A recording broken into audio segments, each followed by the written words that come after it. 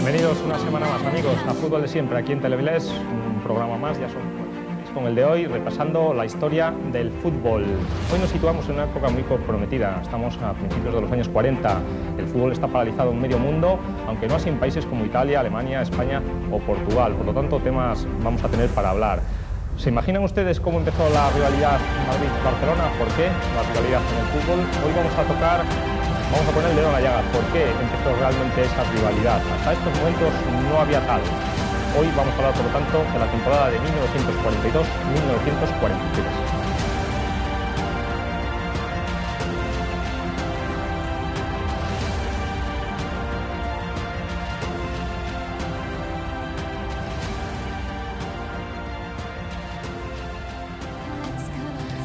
Bienvenido, Juan Mesa, una semana más.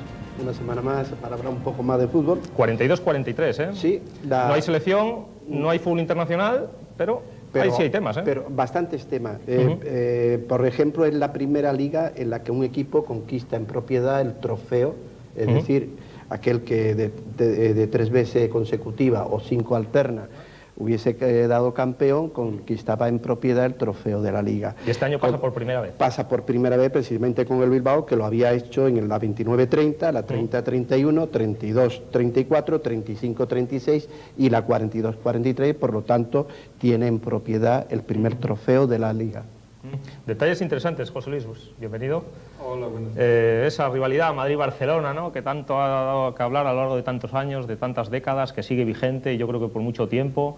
Sí, y bueno, dicen que los historiadores, la mayoría, se ponen de acuerdo que fue por un hecho puntual que ocurre este año. Lo que pasa es que, bueno, a mí son unos temas que me gusta muy poco hablar, y me gusta muy poco porque se pueden herir muchas susceptibilidades.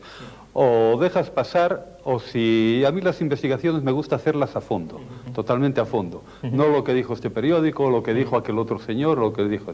Y entonces, cuando dices las verdades, cuando dices las cosas como ocurre después de una investigación ardua e intensa, pues puede ocurrir que la gente se moleste. Por lo tanto, a mí no me gusta mezclar el fútbol con política y política con otras cosas que no vienen a cuento. Lo que pasa es que el tema, José Luis, está ahí, ¿no? Es una cosa que a veces no se puede Pero bueno, es una cosa olvidada hace más de 60 años y bueno, tampoco me parece una cosa muy interesante el andar removiendo y revolviendo. De todas maneras, tocaremos un poquitín el porqué, ¿no? Me gusta más tocar la buena campaña del Oviedo, sexto en primera división, la magnífica campaña del Sporting, que llega a jugar la promoción de ascenso a primera, y la muy buena campaña del Langreo en el campeonato nacional de aficionados. Bueno, y sobre todo el Atleti de Bilbao, claro. Bueno, ya me refiero a lo nuestro, claro. Lo asturiano. Bueno, pues como ven, van a haber bastantes temas. Es un momento por ejemplo, a principios del año 43, Berlín sufre el primer ataque aliado. Por lo tanto, la guerra está muy vigente, pero ya, digamos que empieza su recta final de alguna manera. Es una época también en la que se prohíbe el carnaval, Juan, en España. Sí, sí. En el año 43, marzo del 43. Está prohibido y estuvo prohibido hasta hace poco tiempo, es decir, hasta el año 70 y algo, aunque en Cádiz de forma subrepticia se celebraban los carnavales, porque precisamente yo lo vi en el año 53-54. Yo estaba haciendo el servicio militar en San Fernando y el carnaval, pero sin careta, es decir, no se permitía el estar cubierto con careta. Estamos, Juan, también en plena época de depuraciones, en el aspecto futbolístico que es nuestro. Ya hemos hablado precisamente una temporada en la cual hay unos decretos en la que los jugadores que hubieran estado en la zona, digamos, republicana, o bien se habían marchado de España, esto tenían una suspensión de 1 a 2 a 6 años. Y aquí precisamente en esta temporada, si mal no recuerdo, un jugador del Barcelona que vuelve es Balmaña, ¿no? Domingo Balmaña. Que precisamente había estado en Francia, había cumplido el tiempo reglamentario, digamos, y también el Oviedo, pues como habríamos hablado también del caso de Sirio, que también había tenido el mismo problema por estar en Francia. Un poco en el aspecto internacional. En Barcelona está en Balmaña, está Raich, que también llega esta temporada, y está Zabalo, también el defensa que también se incorporará un poquitín más tarde. José Luis, en el aspecto internacional, bueno, decimos que estamos en plena guerra mundial, plena Segunda Guerra Mundial, el año 42-43, pero bueno, hay liga en Italia, que le gana el doblete el Torino, también en Portugal, que también el Benfica, doblete, y en España, curiosamente, también hay doblete con el Athletic de Bilbao. Curioso, ¿eh? Hay cosas curiosas, hay sitios donde hay Copa y no hay Liga, hay sitios donde no hay nada, hay sitios donde lo hay todo. En Inglaterra está parado. Está parado. Francia también. Y es curioso que la final de Copa en Alemania, que el campeón es el Schalke 04 y el subcampeón es el First de Viena. El First de Viena, fíjate, estaba ya campeonato alemán. Sí, porque ya se había...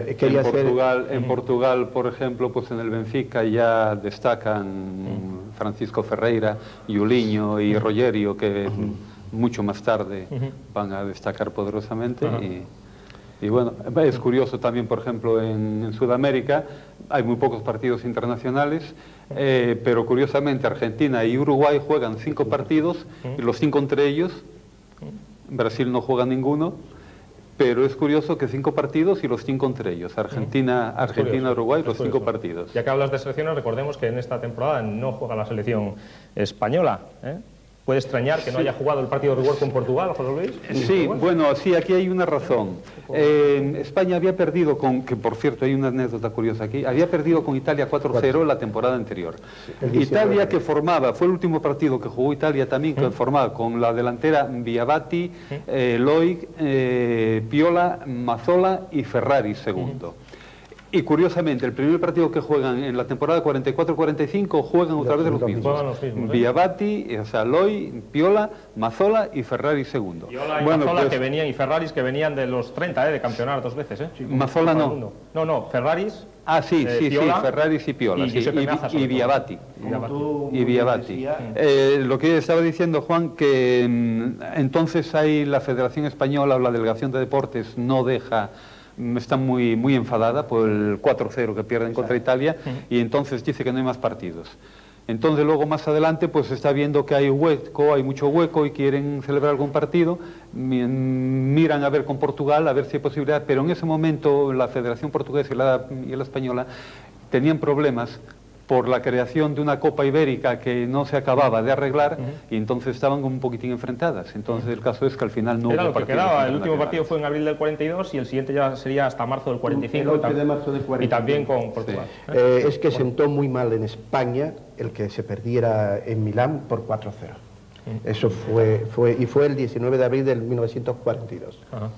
Bueno, pues el preámbulo ha sido un poco más extenso que de lo habitual.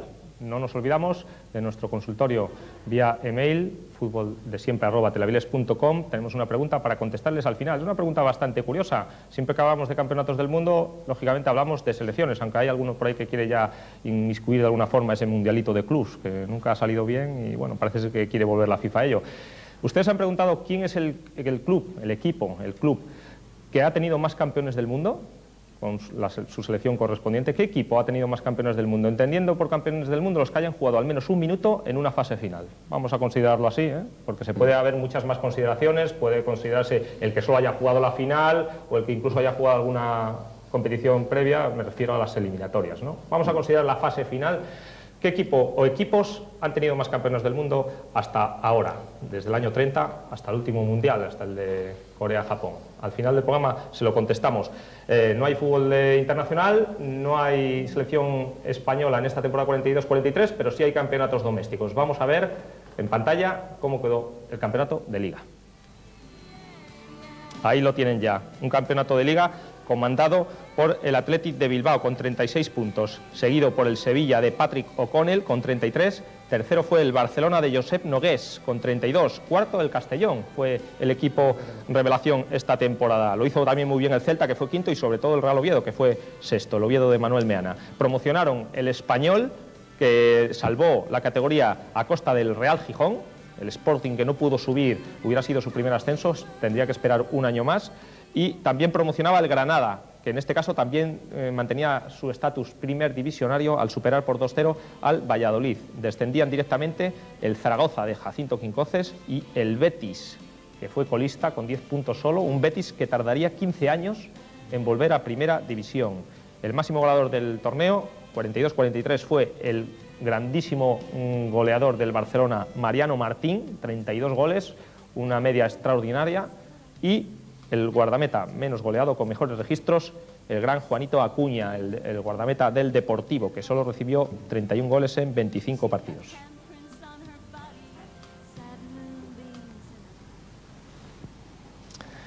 El Atleti, Juan, como tú decías, primera vez que un equipo consigue el trofeo en propiedad. Sí, y el Atleti de Bilbao fue el líder desde la 8ª jornada. Estuvo invicto durante 11 jornadas, pero al final de la temporada flojeó un poco, sobre todo fuera de casa, y podía sentenciar 5 partidos antes de terminar la liga y sin embargo perdía fuera y los demás equipos se iban acercando. Marcó 73 goles en 26 partidos, 4 menos que el Barcelona, que fue el máximo goleador. También fue el segundo menos goleado, 38, después del Coruña, como tú muy bien decías, que tuvo 32. Utilizó 4 porteros, debutando como titular de Sama, y su ausencia, cuando no podía actuar, fueron cubiertas por Echevarría, Rivero y Varela. Su entrenador era Juanito Urquizo. Al principio no pudo contar con Oseja, que estaba lesionado, pero se incorporó más tarde. Además de Lezama, contrató a Nando, a Duque, de delantero, que aquí el caso curioso que fue como sustitución de Zarra, que estaba haciendo el servicio militar en Ceuta y que hasta la 4ª jornada no pudo incorporarse a la plantilla del Atleti. Jugó 11 partidos y marcó 11 goles, es decir... ya apuntaba algo. Sí. Y después el máximo goleador del equipo, no obstante, fue Zarra, que como muy bien decía antes, se incorporó en la 4ª jornada. Segundo fue Panizo con 14, Duque con 11 y Iriondo con 8 goles. Fue otro de los goleadores de aquella famosa delantera de Iriondo, Panizo, Zarra, Gárate y Gainza. José Luis, ¿qué te llama la atención así a bote pronto de esta liga? Bueno, se están haciendo un poquitín los equipos, hay bastantes fichajes y bueno, pues que los equipos que tienen un poquitín de continuidad al final pues son los que van sacando adelante la campaña. Sí. Por ejemplo, tenemos el caso del Madrid, que se refuerza muchísimo y no sé para sin embargo tiene una malísima Fue de las peores ligas que tuvo, ¿eh? El Valencia también se refuerza mucho, era el gran favorito y sin embargo pues también, o sea, no tiene una actuación muy brillante. Sin embargo, el Atleti de Bilbao, Barcelona y Sevilla, con mucho menos refuerzos, porque son refuerzos que prácticamente algunos reincorporados, otros que habían estado cedidos, como el caso, por ejemplo, en el Barcelona de César, de Gonzalvo, que ya conocían la casa, pero habían estado cedidos al Zaragoza, al Granada, respectivamente, pues eso se van adaptando mucho mejor, y yo es lo que veo, fundamentalmente, que ya en aquellos tiempos costaba reajustar un equipo. Y las curiosidades del fútbol, José Luis, Juan, hablábamos de esa rivalidad Madrid-Barcelona, que luego lo comentaremos, que ocurría esos hechos tristes, bastante tristes en la Copa. Sin embargo, gracias a que el Barcelona gana en la última jornada en Granada, 2-3. Gana en Granada y el Madrid empata en Valencia, se salva el Madrid de la promoción, de descenso, vamos, de permanencia, sí. Perdón. Fue un pésimo comienzo también del Atleti de Aviación, que se había reforzado con Martín, con Rafa, con Jimeno y Riera, con Nico, y con los delanteros Adrover, Emilín, Herminio, Taltabú y Neida. Y se quedaba como ariete en sustitución de Pruden, que se había marchado entonces al Salamanca, aunque después volvió al Real Madrid, Mariano. El Real Madrid, como muy bien decía... Que siempre tengo dudas si es Mariano el que luego jugó en el Sevilla. Me parece que no es el mismo. Yo siempre tengo dudas de si será este Mariano.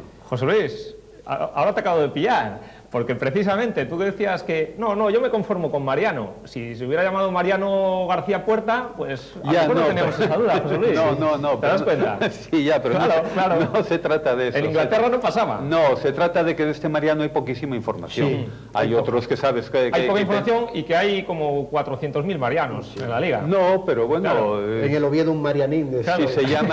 Si se llama Souto, claro, pues también puede ocurrir que sea Souto el del Madrid y será Souto el del Madrid o será Souto el del Celta. Sí. ¿Entiendes? Bueno, sí. Pero vamos, que con el apellidito ahí, pues... Ya, bueno, no, pero es que tampoco puedes poner entonces, vamos, lógicamente, nombre, apellido, segundo apellido. Si vamos viendo algunas imágenes de esta liga, algunos protagonistas, bueno, vamos a ir viéndolos. Por ejemplo, el Athletic de Bilbao, hay una foto de familia, preciosa por cierto, ahí está prácticamente la plantilla al completo, fue el líder, como dijo Juan Mes antes, desde la 8ª jornada hasta el final, y ahí vemos a jugadores como Jauregui, Ortúzar, que es el segundo de pie por la izquierda, fue entrenador del Avilés, Mieza, Pérez Lezama, el guardameta, Arqueta, Echevarría, Oceja y Nando, lo vemos arriba a la derecha. Arqueta era el capitán, ¿no? Ajá. Y veis aquel negrito que se ve desde aquí, vamos, desde aquí parece negro totalmente. ¿Cuál dices, José Luis? El que está al lado de Bertol. La segunda fila. ¿En la segunda fila? Sí, el del medio, el primero de la izquierda. Sí, creo que es Bilbao. Es Bilbao, José Luis Bilbao, que luego jugaba de extremo, era suplente, fue suplente de Iriondo y de Gainza, hasta que luego vino Artechi y también lo desplazó, y entonces terminó en el Sporting de Gijón. Ajá, Bilbao. Lo que pasa es que tampoco llegó a jugar mucho, porque eran en la época de Cholo de Indurra y de Sánchez, y tampoco llegó a jugar mucho. A su lado vemos, por ejemplo, a jugadores pues como Bertol, Celaya. Sí, Celaya, que terminó en el Oviedo. Bueno, terminó en el Tetuán, terminó en el Atlético de Tetuán, pero bueno, estuvo en el Oviedo años. Vemos también a Ortiz, a Urra, el último por la derecha en la fila del medio es el gran Piru Gainza, y abajo vemos a Rafa Iriondo. Lo vemos ahí sentado, como se sentaban a principios de siglo, Es curiosa esta fotografía. Vemos también a Panizo, a Unamuno, Zarra, Gárate, Duque, Biar y Elices. El entrenador era Juan Urquizu y el trofeo por primera vez pasaba a propiedad del club. Con Gárate también tengo mis dudas, porque si es el que yo supongo que sí será, jugó muchísimos años, todavía estuvo en el Deportivo de La Coruña, estuvo en el Murcia ya por los mediados de los 50. No vamos 55, para que nuestros telespectadores no nos vayan. José Luis, ¿no es Gárate el del Atlético de Madrid? No, lógicamente, por razones de edad. Ya es bastante que sea el del Murcia y del Deportivo de La Coruña, porque estos jugaron en el 55-56, por ahí. O sea que ya sería bastante. Vamos viendo más. Aquí vemos al gran Juanito Urquizu, que de este señor hay que hablar, porque, vamos, vaya mérito que tiene. Entrenador que pasa por ser el que más temporadas ha estado al frente del Athletic de Bilbao en toda la historia, algo muy difícil, sobre todo en aquellos años, que se cambiaba bastante de entrenador. Ha estado 8 temporadas, por las 7 que estuvo Fredrik Pentland y las 6 de Javier Clemente.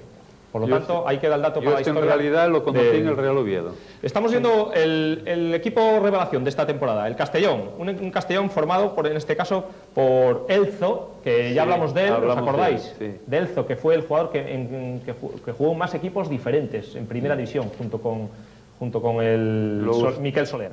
Santa Catalina, que destacó en el Valencia. Vemos a Santa Catalina, a Santolaria, a Guillén, Pizá y Hernández. Y abajo también jugó en el Valencia. Vicente Hernández. Vicente Hernández, ¿no? Que había 2 hermanos. Sí, el otro era Rosendo Hernández, que era canario. Jugó de interior derecho en el Valencia. Exacto. Rosendo Hernández en el Español y en el Zaragoza. Y abajo vemos a Ruano. Y estuvo en el Español también, en Vicente. Vemos a Ruano, Baigues, Pérez, Selma y Basilio. Pérez era el guardameta, creo que es... Basilio fue fichado por el Barcelona, luego era un grandísimo goleador y en el Barcelona fracasó. Este mismo equipo que estamos viendo aquí empataba en Chamartín con el Real Madrid, a 0. Vamos viendo más protagonistas de esta temporada. En este caso vamos a hablar ya de individualidades. Y yo nombraba antes a un jugador excepcional y que yo creo que la historia no ha sido demasiada... Bueno, vamos a ir viendo. Vamos a verlo primero. Es un jugador, como digo, que la historia yo creo que no se ha portado demasiado bien con él. No se ha hablado demasiado. Quizás estuvo tapado por otros jugadores y es un portento. Dicen algunos que era una auténtica bala. Era un portento físico y entraba al remate como un auténtico poseso. Aquí lo vamos a ver. Había nacido en la localidad palentina de Dueñas. Hablamos de Mariano Martín, José Luis. Delantero centro. Delantero centro. Fue pichichi en esta temporada con 32 goles. El que, por cierto, el primer pichichi de la historia culé. El primer pichichi de Barcelona. Y fue goleador durante 10 jornadas consecutivas. Un récord que mantiene actualmente al alemán con Ronaldo. Ronaldo lo consiguió en la 96-97 y el gran Mariano Martín lo consiguió esta temporada junto con la anterior. Lo que pasa es que este jugador, que en todos los informes que hay sobre él dicen que era realmente extraordinario, tuvo una lesión muy grave de rodilla, o sea, lo cazaron varias veces. Siempre hablamos de lo mismo, de grandes jugadores en esa época que los cazaban. Sí. Aquí Juanito Acuña. Aquí vemos a Juanito Acuña, que fue el trofeo Zamora de esta temporada. Juan, un colega tuyo, Juan Acuña, 2 veces. Muy buen portero, además tenía la facilidad de tirarse muy bien a los pies, que en aquella época al tirarse a los pies era peligrosísimo, no es como hoy en día. Juan Acuña, que todavía, pues bueno, nos ha dejado no hace muchos años, un par de años aproximadamente, y era una institución en La Coruña. Y por hablar de algo que ocurría este año, bueno, pues este año, ¿qué pasaba? Que Ciriaco, Zamora y Quincoces, el gran trío defensivo, pues se juntaban por última vez. Aquí Quincoces ya estaba retirado, ahí lo ven a la derecha, estaba ya entrenando al Zaragoza, al que por cierto bajó como colista, y en el mes de diciembre del año 42 se juntaban por ese homenaje precisamente a Jacinto Quincoces. Zamora ya se había retirado 6 años antes, y el homenajeado en la temporada anterior. Quincoces ya era entrenador, como digo, del Zaragoza, y ahí se juntaron. A la izquierda está el gran Ciriaco. Pues, volviendo un poquitín a Mariano Martín, decir que la familia que era de Dueñas, muy cerquina de aquí, siempre era muy conocido Venta de Baños, porque era donde teníamos que hacer el cambio, el transbordo. El nudo ferroviario, entonces, ¿no? Sí, a 10 kilómetros de Palencia aproximadamente. Y este chaval, de todas formas, futbolísticamente era barcelonés, puesto que marchó con la familia ya de muy pequeñín, y él empezó a jugar en la Peña Font.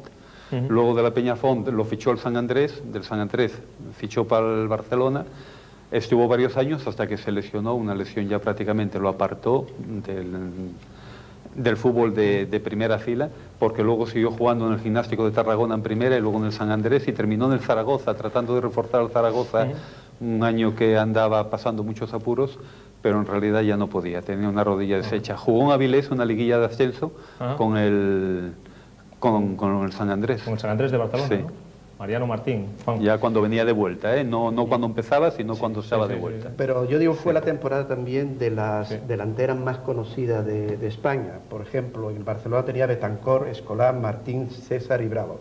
El Bilbao, Iriondo, Panizo, Zarra, Gárate y Gainza. El Valencia, Epi, Amadeo, Mundo, Igo y Gorostiza. El Sevilla... esa que acabas de decir, Juan, le copiaron al Oviedo, porque le llamaban la eléctrica también, ¿no? Sí, sí. López, Pepillo, Campanal, Raimundo y Berrocal en el Sevilla. Los Estucas. Marín, Trompi, Nicola, Leal y Gaspar Rubio en el Granada. Adrover, Arencibia, Escudero, Campos y Vázquez en el Atlético de Aviación. El Real Madrid tenía Alsúa, Alonso, Alday, Belmar y Botella.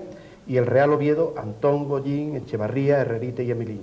El Celta tenía jugadores muy importantes en la delantera, como eran Agustín, Nolete, Roes y Venancio. Y el Español tenía Macala, Juncosa, Jorge y Bosch. El Español que le cortó el camino a primera. Y el Castellón, como decía muy bien, tenía a Basilio, Elso y Hernández. El Betis tenía a Saro. Y el Coruña a Paquirri, Elisegui y a Chacho. Hay que decir, como nota, aunque no iban vestidos de corto, pero tiene mucha relación con el fútbol y todos los deportes, el 23 de noviembre del 42 aparece Marca como por primera vez. Por primera vez el diario Marca. Hombre, pues es un detalle que hay que decir, ¿no? Lógicamente. Sí, claro. Vestidos de corto y no van para el balón, pero tiene mucha relación. Bueno, Juan, has nombrado ya muchos jugadores, sobre todo delanteros, y hoy tenemos por teléfono a uno que fue una auténtica figura, ¿eh? Sí, durante mucho tiempo. Jolín, nada menos que hablamos de don Rafael Iriondo, casi nada. Creo que nos está oyendo, ¿no? Sí, don Rafael. Estoy oyendo, sí. Dígame. Javi, ¿no nos llega aquí el sonido de don Rafael Iriondo? ¿Nos está escuchando? Sí. Hola, Rafael Iriondo, bienvenido a Fútbol de Siempre, a Telavilés. Bien. Bueno, a ver si nos puede llegar un poquito mejor el sonido aquí al plató. Javi, estamos hablando del año 42-43, don Rafael. Un año que seguro que usted recuerda, han pasado muchos, pero fue su primer triunfo en España, tanto la Liga como la Copa gana, ¿no? Sí, así es. ¿Y qué recuerdos le quedan de aquel año? Pues recuerdos son muy antiguos ya, eso ya se te olvida, porque ya los años pasan y claro. No te acuerdas de... Sí.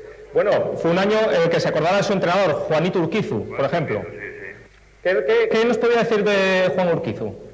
¿Qué recuerda de él? Que fue un entrenador bueno para nosotros, que nos trataba muy bien, nos llevaba muy bien, vamos.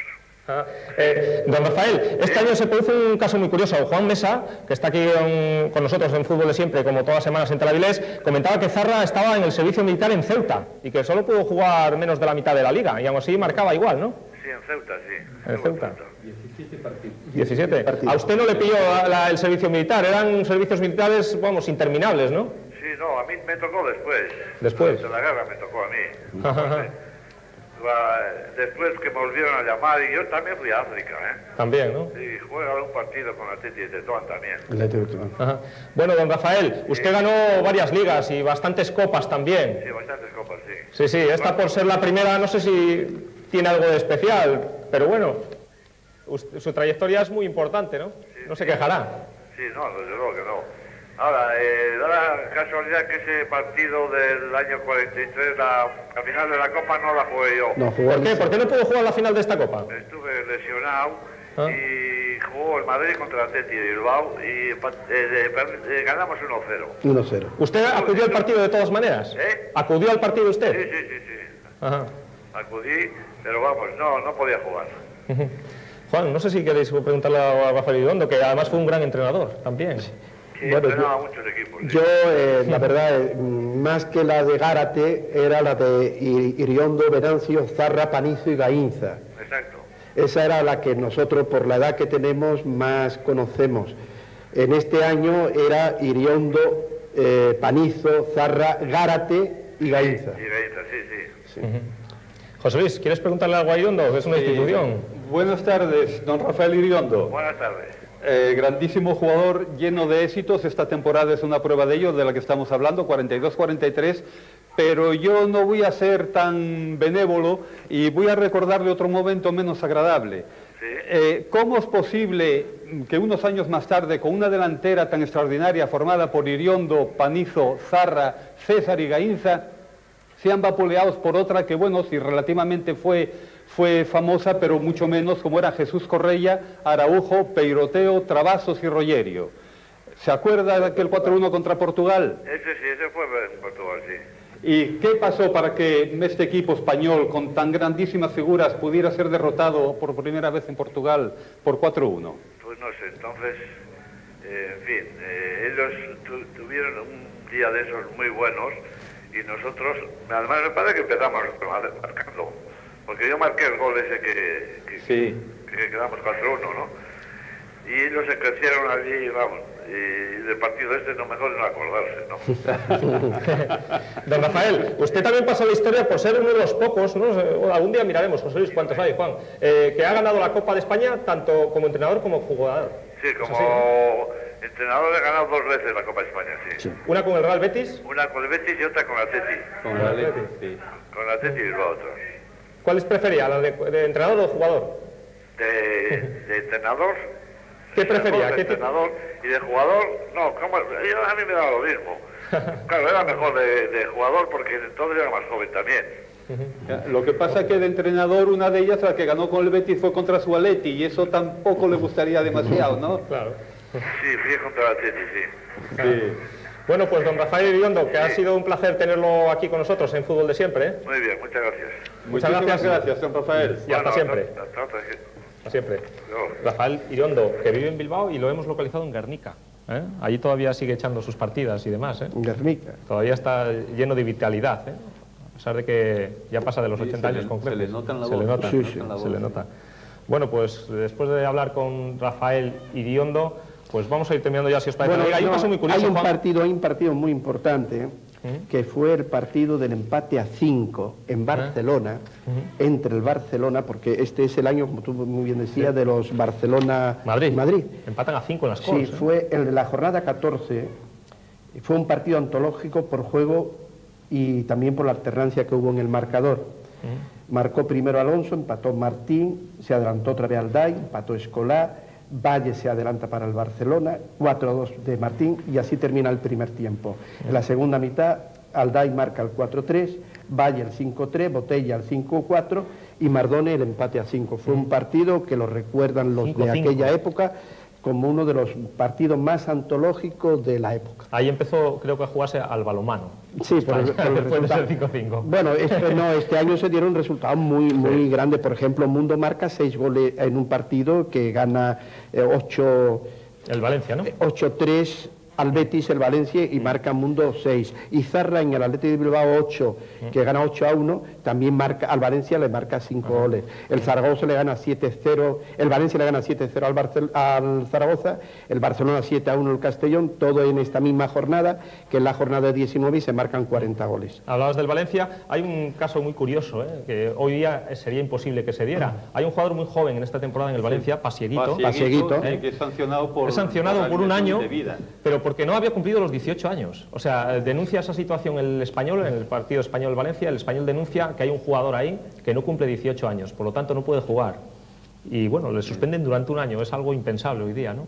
Hoy hasta, bueno, como si tienes 15, ¿no? Sí, no hay problema teniendo ficha, el único problema es que tengan ficha. Y como tú decías muy bien, en la jornada 26, última jornada, el Granada pierde en casa 2-3 con el Barcelona, el Real Madrid, por lo tanto, se salva de la promoción, y sin embargo es el Granada el que tiene que jugar la promoción. Y que la entrega de la Copa de la Liga se la hace el general Moscardó al capitán Arqueta, en el partido Bilbao-Zaragoza. Ajá. Bueno, pues dejamos ahí la liga, si os parece, ¿eh? La primera liga en la que un equipo se hace en propiedad con el trofeo. Fue el Atlético de Bilbao en este momento, por aquello de las denominaciones extranjeras. Vamos a ver lo que pasaba ahora en el otro campeonato español, en este caso el de Copa. Vemos el resultado. Ya nos lo adelantaba Rafa Iriondo a través del hilo telefónico. En la final disputada el 20 de junio del año 43 en el Estadio Metropolitano de Madrid, que era el estadio del Atlético Aviación, pues el Athletic de Bilbao que se impone 1-0 al Real Madrid. Una final con prórroga. Zarra marcaba en el minuto 104. El Athletic, por lo tanto, conseguía el doblete esta temporada.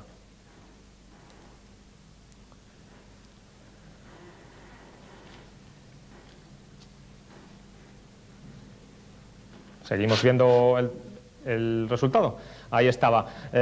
Juan, una copa que se disputa en menos de 2 meses, del 25 de abril al 20 de junio. Acaba la liga y rápidamente la copa se solventa. Es que siempre la copa se jugaba en aquella época cuando finalizaba la liga. Y personalmente pienso que era mucho más interesante. Sí, era más interesante porque no había... No se acuerda uno de la primer resultado. Claro, lógicamente es imposible hoy día, ¿no? Porque habría que acotar demasiado los participantes. Participaron 32 equipos, es decir, los 14 de primera división y los 18 Sin embargo, de a mí hay otra cosa, en contraposición a eso que comentas, José Luis, a mí hay otra cosa que me gusta de la Copa, que me gustaría que fuera Open, o sea, que pudiera jugar el Coyoto, por ejemplo, como es cosa que ocurrió años atrás, ¿no? Se enfrentaban los equipos de tercera división. No, pero eran... Llegó a haber pues, más de 300 participantes. Sí, pero eran, debido al número de equipos que había en tercera, había que hacer unas eliminatorias previas demasiado largas y tuvieron Tenían opción, un equipo de tercera tenía opción a quedar campeón de España, por ejemplo. Bueno, lo único que pudo llegar uno de segunda a jugar una final, que fue el Castilla cuando jugó contra el Real Madrid. Y jugó precisamente Copa. Bueno, ya sabéis que en países como Francia y demás. El problema es que pase cosas como, y haciendo un inciso, la temporada anterior, por ejemplo, en Portugal, con esas cosas que te digo de ganar un equipo modesto. Resulta que en la Liga de Portugal jugaban 10 equipos habitualmente. Pero en la 41-42, y había ocurrido también, parece, en la 39-40, resulta que el Oporto no se clasifican los campeonatos regionales. Para jugar la Liga Portuguesa hacían falta los 2 primeros, o sea, clasificados de la Liga Regional de Portugal. Lo mismo que antiguamente. Entonces, el Fútbol Club Oporto no se clasifica y entonces aumentan a 12 para que pueda entrar el Fútbol Club Oporto. Ya. Sí, bueno, eso ocurrió en España, ¿no? Casi, algo parecido. No, bueno, ocurrió, no sé si te refieres a lo del Sevilla y el Celta. Sí, bueno, y con el Barcelona un año, ¿no? Que creo que ampliaron la liga al año siguiente, algo parecido, ¿no? Había quedado penúltimo, algo de esto. No, pasó el caso de Oviedo. El caso de Oviedo de la temporada 49-50. Sí, que volvía... Que resulta que se había hablado de una ampliación, no se llevaba a efecto, tenían que pasar un año como tal, y resulta que el Oviedo movió los hilos y se amplió. Y da la casualidad que el Oviedo descendió la promoción, pese a la ampliación descendió. No, el Barcelona juega la promoción el mismo año que queda campeón de Copa. O sea, en la 41-42 queda campeón de Copa después de una malísima liga y a la jornada siguiente juega la promoción contra el Murcia y la gana. Sí, con un gran partido de este Martín de Mariano que hablamos. Sí. Bueno, vamos a ir viendo alguna cosa de la Copa. Vamos a ir viendo. Sí, hablábamos de ese en el primer partido, Baracaldo-Bilbao. Partido Baracaldo-Bilbao, y gana el Baracaldo 1-0. Estamos viendo el nacimiento de esa polémica, de esa rivalidad Madrid-Barcelona. El partido de vuelta, de semifinales, creo que era. Sí, semifinales. El Barcelona había ganado 3-0 en la ida y en la vuelta pues el Madrid había ganado 11-1. 11-1, ese resultado fue el más abultado en la historia entre los dos clubes. Ese resultado pues abrió la espita para que se creara una gran polémica porque en Barcelona se quejaban de que habían recibido una gran encerrona. Y ahí vemos, por ejemplo, el marcador de aquel partido ya histórico y, bueno, un partido que pasó a la historia, entre otras cosas, también por la crónica que hacía Juan Antonio Samaranch, que escribía para un diario de Barcelona que se llamaba La Prensa de Barcelona, concretamente, y, bueno, tachaba de alguna manera a los periodistas de Madrid, que son los que habían preparado la encerrona, ¿no?, al Barcelona. El caso es que el Madrid ganaba 11-1 y ahí se abrieron las hostilidades, digamos, entre los dos clubes. Sí, pero bueno, y el anunciante, ya me diréis, el asturiano que ya estaba ahí en el año 43. Es lo que te digo, que las cosas o se dicen o no se dicen, o se cuentan o se dice, bueno, Real Madrid y Barcelona 11-1, y punto. Y se queda así, y nada más. Hombre, es un partido que tuvo, José Luis, pero es que si hablamos de encerrón, entonces habrá que hablar, habrá que decir qué es lo que pasa. Es a lo que yo me refería al principio. Que claro, si hablamos de unas cosas, pues hay que hablar de otras. Los podemos hablar, José Luis. Bueno, podemos hablar, no, pero vamos, mira, vamos a ver primero. Yo estoy de acuerdo, esto, Juan. Vemos aquí, por ejemplo, perdona, vemos aquí ahora, antes de que se nos vaya la foto, al guardameta del Barcelona a la derecha, lo vemos, sí, Miró, que Miró. Se dice que se retiró tras este partido y ahí está acompañado por la figura madridista de aquel partido, que fue Barinaga, Sabino Barinaga, que había marcado 4 goles aquel día. Y vamos a ver primero las imágenes de la Copa y ahora comentamos lo que os parezca, ¿de acuerdo? Ahí vemos a Sabino Barinaga con el guardameta que pasó la historia un poco triste, ¿no?, para él, Miró. Y vamos a ver, por ejemplo, la foto del Barcelona que perdía aquel día, que tenía un gran equipo. De hecho, le había ganado 3-0 en el partido de ida al Real Madrid y en el campeonato de Liga pues lo había hecho bastante mejor que el cuadro merengue. Ahí vemos el equipo de aquella triste tarde para el Barcelona. Jugaban Calvet, Rosalench, Raich, Benito, Curta y el guardameta Miró. Y abajo vemos a Sospedra, Escolá, el gran Mariano Martín, el no menos gran César y Valle. En Liga quedó tercero, solo en la segunda vuelta hizo 5 puntos más que el campeón, además, el Athletic de Bilbao, fue el mejor de la segunda vuelta en España. Y vamos a ver precisamente la foto del equipo campeón. Vamos a ver la foto del Athletic de Bilbao, en la que no va a aparecer nuestro invitado a través de la línea telefónica de hoy, Rafa Iriondo, porque, por cierto, se lesionó. Sí, creo que lo comentó, ¿no? Juega el ISES en lugar. Sí, juega el ISES, sí. Y no juega tampoco Gárate, juega Urra de interior izquierdo. Bueno, pues vamos a ir viendo. Jugaba de medio. Vamos a ir viendo. Bueno, el Real Madrid de aquel día fuera Marzá, Querejete y Corona, Sauto y Piña Moleiro, Alzúa, Alonso, Pruden, Barinaga y Botella. Bueno, aquí los vemos, Juan. Aquí vemos a los campeones. Mira, vamos a ir comentándolos uno a uno. Vemos a Nando, a Urra, vemos también ahora a Oceja, que hizo de capitán. Aquí no fue Arqueta, Juan, sino la Liga. Fue Oceja. Vemos a Zarra, muy joven. Vemos a Ortiz, Elices y el guardameta Lezama. Pérez Lezama, José Luis Pérez Lezama, que era muy jovencín de eso. Seguimos viendo más. El portero que jugó luego en el 47 en Portugal. Vemos a Panizo, en primer lugar. Después, Ortúzar, que fue entrenador del Real Avilés, del descenso. Vemos a Mieza y, por último, a Piru Gainza. Ante 50.000 espectadores, la final comenzaba con polémica por lo encharcado del campo, en pleno mes de junio, además. Hubo manguerazo, y lo curioso es que el jardinero manifestaba que se le había olvidado apagarla, la manguera, antes de irse a dormir la noche anterior. Es que antes había llovido fuerte, sobre Madrid un fuerte aguacero la noche anterior. Aquí vemos a Oceja, capitán bilbaíno con la copa, junto al árbitro, Curuella. Y horas antes del partido también llovió.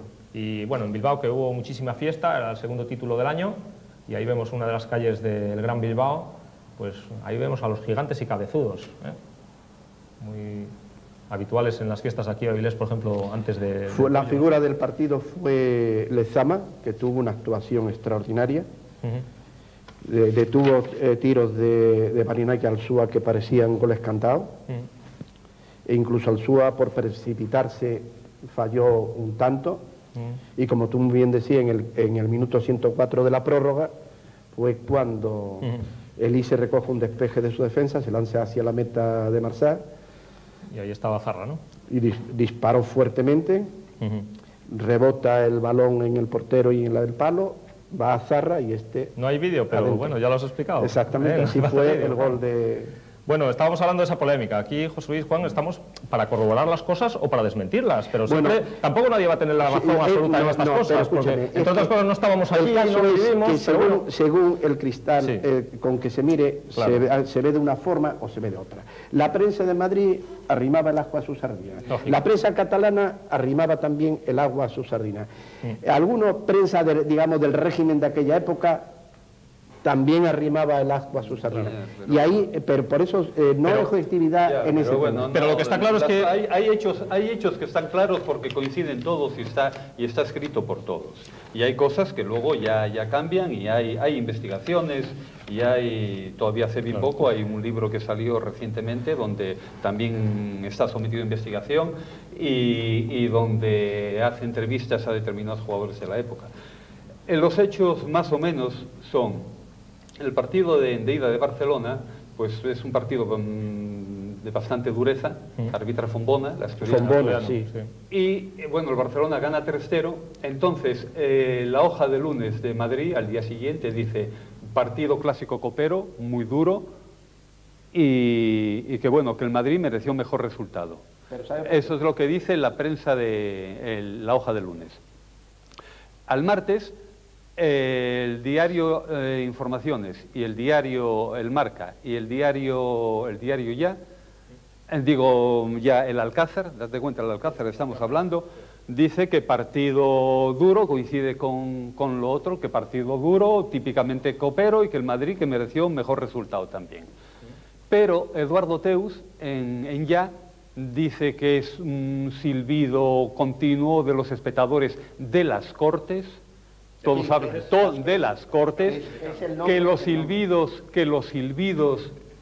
a los jugadores madridistas es un silbido al Estado español, y entonces es una crónica pero bastante dura.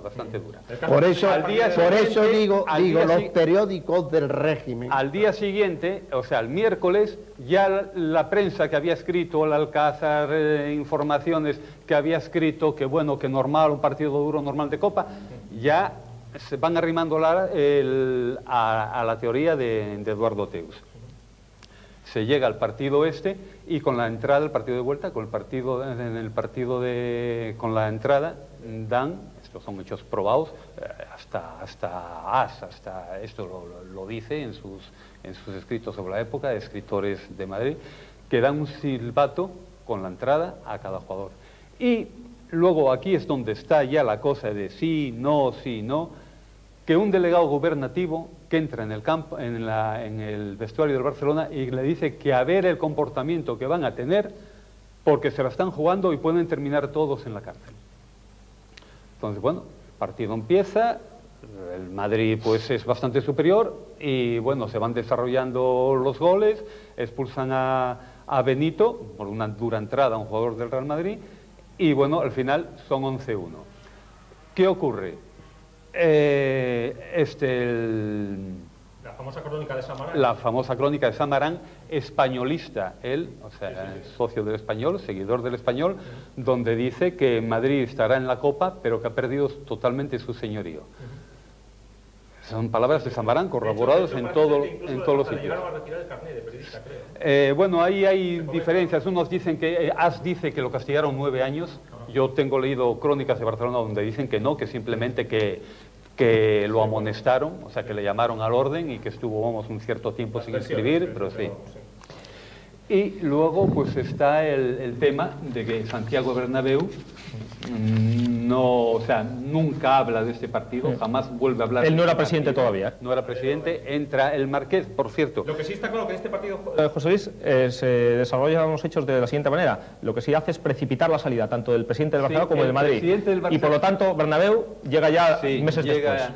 Pero hay una cosa. Para poner paz. El presidente del Barcelona, el Marqués de la Mesa de Asta, el señor Piñeiro, que había entrado en Barcelona con el general Moscardó, resulta que dimite y dice que eso. Dimite también el presidente de la Federación Catalana.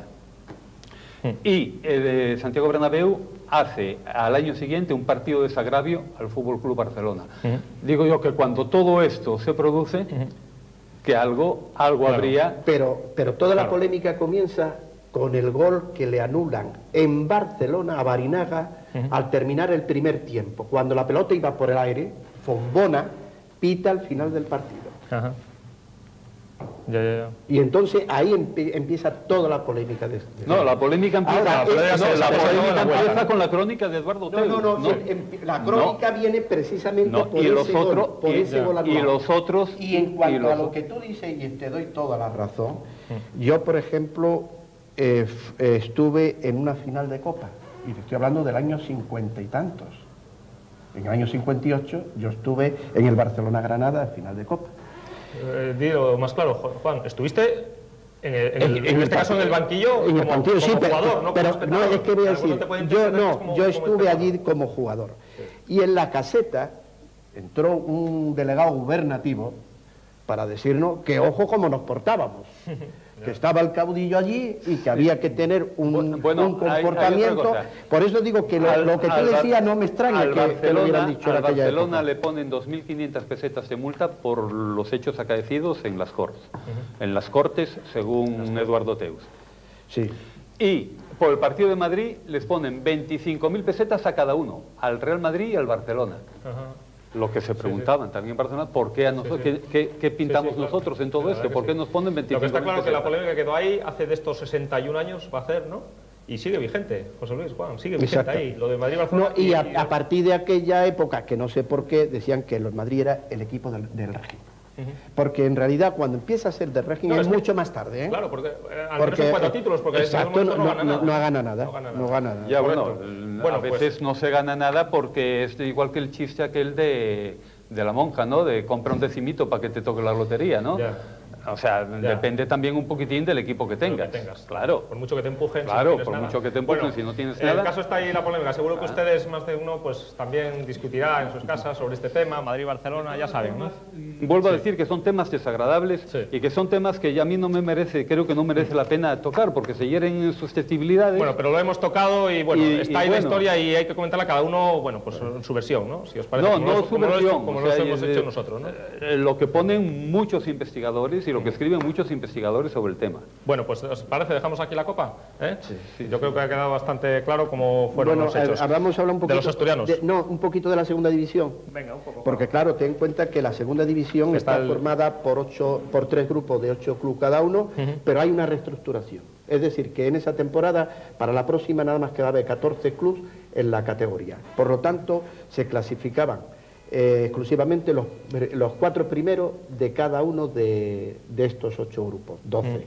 Y después los otros restantes jugaban una promoción con los equipos de regional, porque no había tercera división, y para dar 2 clasificados nada más. Como muy bien decíais, el Sporting, cuando lleguemos un momento también hablaremos del mismo, se clasifica el primero de su grupo. En el grupo segundo se clasifica la Real Sociedad, el Hércules en el tercero, y el resto de los juegan sus promociones. Los 2 primeros de cada uno de estos grupos, del primero, segundo y tercero, juegan entre sí para dar los que ascendían a primera división. Hay que decir que no había tercera división en este año. El primero y el segundo ascendían directamente a la primera división y el tercero y el cuarto jugaban la promoción, como el Sporting queda... Como antes hablamos. Precisamente contra el Español juega la promoción, que en su momento lo digamos. Bueno, vamos a ir viendo, si os parece ya, qué pasaba con los asturianos. Vamos a ir viendo fotografías, por ejemplo. Vamos a ver aquí al Real Oviedo, Juan. Vemos a Sion, a Cholo de Indurra, muy joven. Sí, el había incorporado del Real Madrid. Sí, del Real Madrid, sí. Vemos a Perico Pena, más veterano. Al avisino Ricardo. Chas, que delantero. Venía del Español. Sirio, pequeñito él. Emilín, que tenía una zurda de oro. Diestro, que se incorporaba también del Santander. Diestro, que acaba de llegar de Cantabria y estuvo muchísimos años en el Oviedo. Vemos a Villita. Este que creo que jugaba mal, Juan. Eduardo Herrera. Creo que la tocaba mal, Herrerita. Antón, y el de la boina, Valdés. Antón.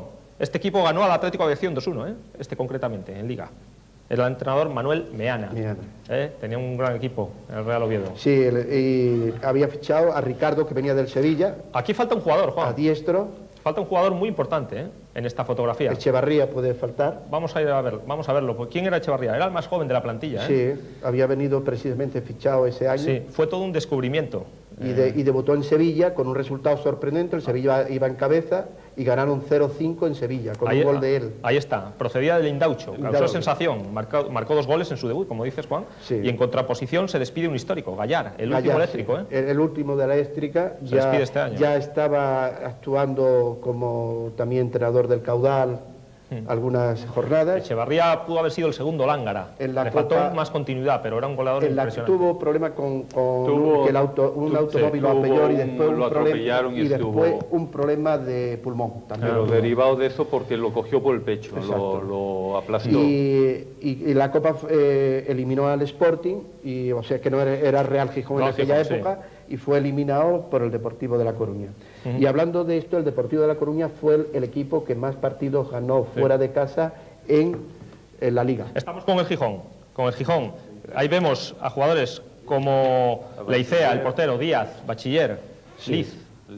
Martín Marculeta era el entrenador. Ceballos, Chipía y Calleja. Que ya era muy veterano. Sí. Y abajo vemos, Juan, ahí los estás viendo, a Cervigón, que fue también otra de las leyendas del Gijón. Tamayo, que en este partido, por lesión de Licea, tiene que ponerse de portero. En la promoción. Luis Sion y el último es Paladini. Esta foto es el del partido contra el Español. Es de ese día, correcto. Sí. Tras perder, fue concretamente el 18 de abril del año 43 y este equipo le faltó muy poco para subir a Primera División. El último era Paladini. Fue en Metropolitano, que habían remodelado ese año. Vamos a ver ahora hablar un poquito del Real Avilés. Pues mira, Abraham, en partido amistoso, Abraham Muñiz. Sabino Ablanedo, Carreño, Hilario, que se había retirado el año anterior. Jesús Muñiz, el Mangán. Manolín Martínez. Camporro, Horacio que en una foto salía como auxiliar. Como auxiliar, sí. Arsenio Díaz y Manolito Sánchez. Campeón de aficionados también. Se clasificó tercero. Este año y ascendieron. Este año llega uno de los iconos del fútbol avilesino, Alfredo Llana. Y se despiden otros como inolvidables, como Massimino Fernández Mino, el abuelo de nuestro compañero Fernando Fernández, y Jesús Fernández Poreto también. Y el presidente del equipo era García de Castro, Horacio García de Castro. Era el presidente del Real Avilés y fue noticia. Llega también Benino Ronderos. Sí, fue noticia este año García de Castro porque suscribe el contrato con el alcalde Román Suárez Puerta para arrendar el que será el nuevo estadio municipal, que será la próxima temporada. El 31 de marzo del 43. Por lo tanto, esta temporada fue la última del estadio de Las Arobias, el campo que estaba allá al lado de la... Y ascienden a la tercera, que es una nueva categoría que se crea. Ascienden el Círculo, el Oriamendi, el Avilés, el Langreano y el Juvencia. Se despiden de Las Arobias perdiendo con el Oviedo 1-5. Sí. Antes habían jugado con el Oriamendi, que ganaron 2-0. Hablabas del Langreano, Juan. Vamos a hablar del Langreano antes, José Luis, si te parece. Lo de Benino Ronderos, porque luego se va al Sporting otra vez. Sí. Vamos a ver la foto que se nos va. La foto del Langreano. ¿Por qué es noticia Langreano este año?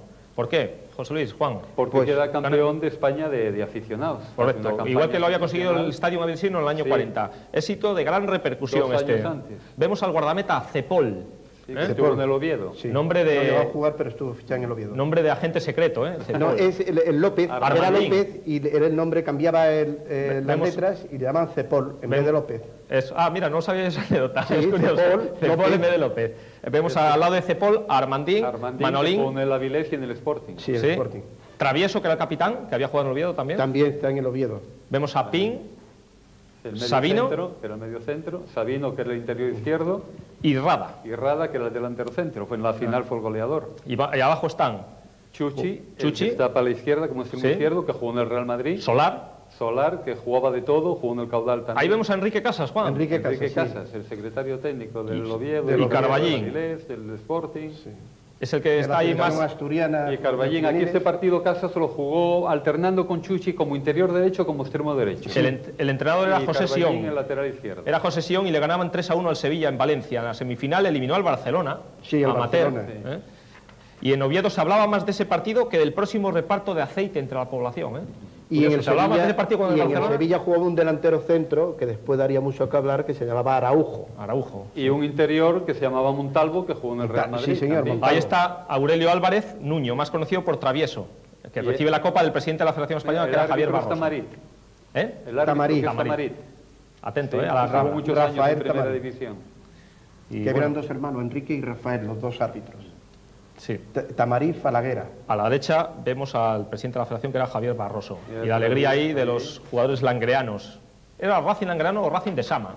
El nombre era Racing. Lo que pasa es que siguen diciendo Racing, llamándolo Racing, como aquí en aquellos años seguían llamando a la Avilés el estadio. Sí, correcto. Ahí vemos los recortes de prensa de la época. Langreano. Recortes de prensa de la época. Ya sabes tú que los nombres extranjeros se habían quitado. Ahí decíamos el nombre oficial era Langreano. Decíamos que tuvo gran repercusión este título para... Sí, eliminan al Pontevedra con grandes apuros. Al Pontevedra lo ganaron 4-0, digo 4-0 y 4-1. Parece. Luego eliminan al Legancio. 5-1 y 4-1.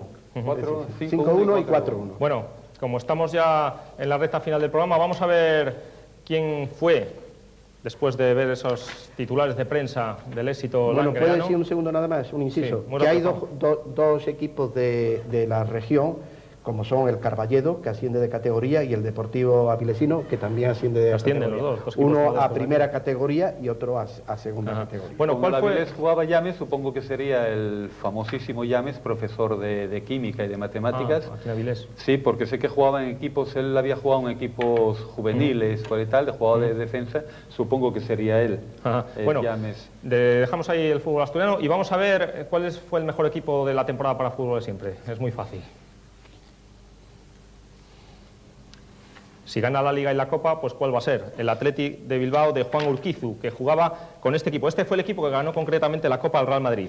Lezama en la portería, Oceja y Mieza en defensa, Ortúzar, Ortiz y Nando jugaban por el centro del campo, y más avanzados, Panizo, Elices, Zarra, Urra y Gainza. También eran habituales, sobre todo en Liga, Gárate, Bertol, Rafa Iriondo y Arqueta, que también era capitán. Elices extremo derecho. El Athletic de Bilbao, campeón de Copa y Liga, equipo ideal de la temporada 42-43. Y tenemos pendiente la pregunta que les planteábamos hoy al principio de nuestro programa. ¿Qué equipos, clubs, qué equipos, no selecciones, han tenido más campeones del mundo en sus filas? Vamos a verlo. Son dos, italianos además. El Inter y la Juventus. 16 jugadores son los que a mí me salen. He tardado bastante en sacar esta estadística, me ha costado bastante y es curioso. Vamos a verlos. En el Inter, Internazionale de Milán, estos fueron los campeones del mundo que tuvo, 16. En el Mundial del 34, Luigi Alemandi, Armando Castellazzi, Attilio de María y Giovanni Ferrari, que también fue campeón con la Juventus en el 38. Y por supuesto Giuseppe Meazza. En el Mundial del 38 estaban el propio Giuseppe Meazza, Pietro Ferraris y Ugo Locatelli. Hubo más campeones. En el Mundial pegamos un salto muy grande en la historia. En el Mundial de España 82, estos jugadores del Inter fueron campeones. Alessandro Altobelli, Spilo Altobelli, Giuseppe Bergomi, el defensa, Gianpiero Marini y Gabriele Oriali. En el Mundial del 90, 3 jugadores y curiosamente los 3 alemanes, Andreas Brehme, Jürgen Klinsmann y Lothar Matthäus. En el 98, el francés Yuri Djorkaeff y en el año 2000, Ronaldo Nazario. Ahí hay un pequeño errorcito con Djorkaeff, es campeón en el año 98, no en el 90. Esos son los 16 campeones que tuvo el Inter en sus filas. O sea, estaban en el Inter en el momento que fueron campeones del mundo con su selección. Y la Juve, ahí nos faltó la E, la Juve tuvo estos 16. En el 34 estuvieron Felice Borel, Giampiero Combi, que era el guardameta, Luis Fernando Monti, Raimundo Orsi y Virginio Rosetta. En el 38, Giovanni Ferrari, Alfredo Foni, Pietro Raba. Ferrari, recordemos que también lo fue en el 34 con el Inter. Y vamos a ver quiénes fueron los campeones más recientes. En el año 82 hubo bastantes, concretamente 6, que ya los están viendo en sus pantallas. Antonio Cabrini, el bello Cabrini que le llamaban, Claudio Gentile, Paolo Rossi, Gaetano Chirea, Marco Tardelli y el sempiterno Dino Zoff. Y en el año 98, 2 franceses, Didier Deschamps y Zinedine Zidane. 16 cada uno, la Juve y el Inter. Estamos en la recta final. Nos tenemos que ir despidiendo. José Luis. Un segundo nada más. Sí. Don Manuel Álvarez Llames, profesor de Química y Física, muy conocido en Avilés, que en lo que más destacó de todas formas no fue en fútbol, fue en atletismo, que fue un gran saltador de triple participando en campeonatos de España de absolutos. Bueno, pues ahí queda tu apunte, José Luis. Nos tenemos que ir. José Luis, Juan, nos vamos ya hasta la próxima semana con una temporada de los años 50. Esperemos. Esperemos estar aquí los 3, como siempre, con un invitado, porque va a ser de los finales de los 50 y va a ser una temporada muy bonita, porque hubo un mundial además. Ya verán qué imágenes van a ver, si así lo desean, estén aquí, que nosotros lo estaremos. Nos vemos la próxima semana.